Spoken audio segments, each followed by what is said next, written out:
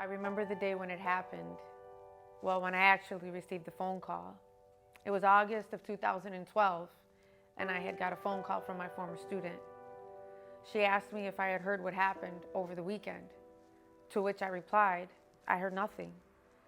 She then led on to say that my student had gotten shot.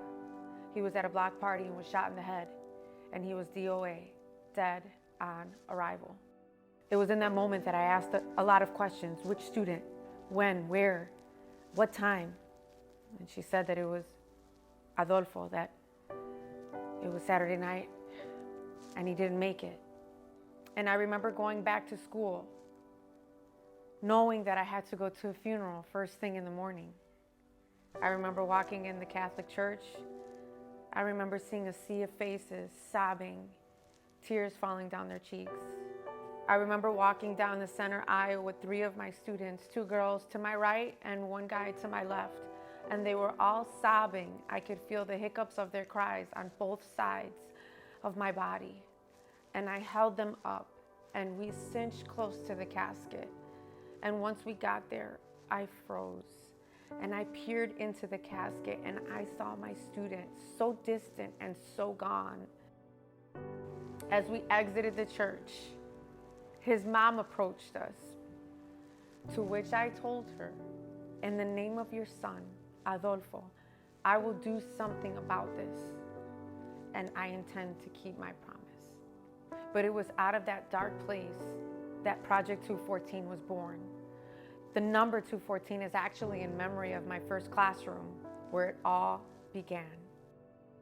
So when I first began teaching, I didn't get an opportunity to teach in a wealthy district, a high-paying district, but I actually was invited into an inner city charter school for dropouts, for kids who have either been kicked out or dropped out of the Chicago public school system, and their last chance was with us. And it was in that space that I realized that I had something that I needed to tap into. I had the ability to teach kids in crisis, to teach kids that were stereotyped, that had labels, that were in do or die circumstances, and that had one chance to get it right. Those were the kids that were sent to me the first 5 years of teaching.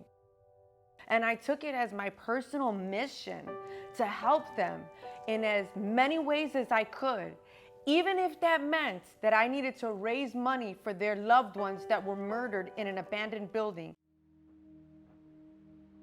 It is my personal mission to rip off labels and stereotypes and let them know that you can be anything that you want to be should you put your effort and your best foot forward. Your zip code will not determine your destiny. And we could do this together. Project 214 is now a nonprofit that focuses on promoting education in underprivileged areas.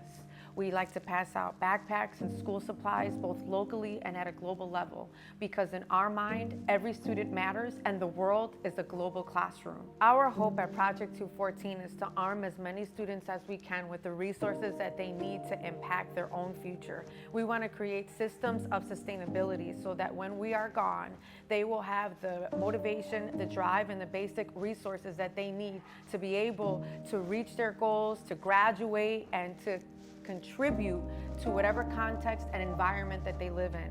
But we also expanded our reach, and we are now focusing on the current school shootings and the gun violence that is plaguing our school system. So we expanded with this new movement called TAG, Teachers Against Gun Violence. And we will lift our voice and advocate for a reduction in school shootings and also gun reform. And as a teacher myself, I find it my personal responsibility to be part of this conversation. Nelson Mandela once said, education is the most powerful weapon that we can choose to save the world. And indeed, that is the weapon that we choose to use. You know, there's a passage in James chapter 2, verse 14 that Project 214 is very inspired by. What good is it, my brothers and sisters, if we have faith, but we have no deeds?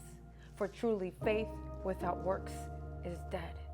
We also believe at Project 214 to put our faith into action and promote social justice as it relates to illiteracy and reaching those that society has already ostracized and put into the margins. We're going after those. We're going after them because God loves them just as much as we should.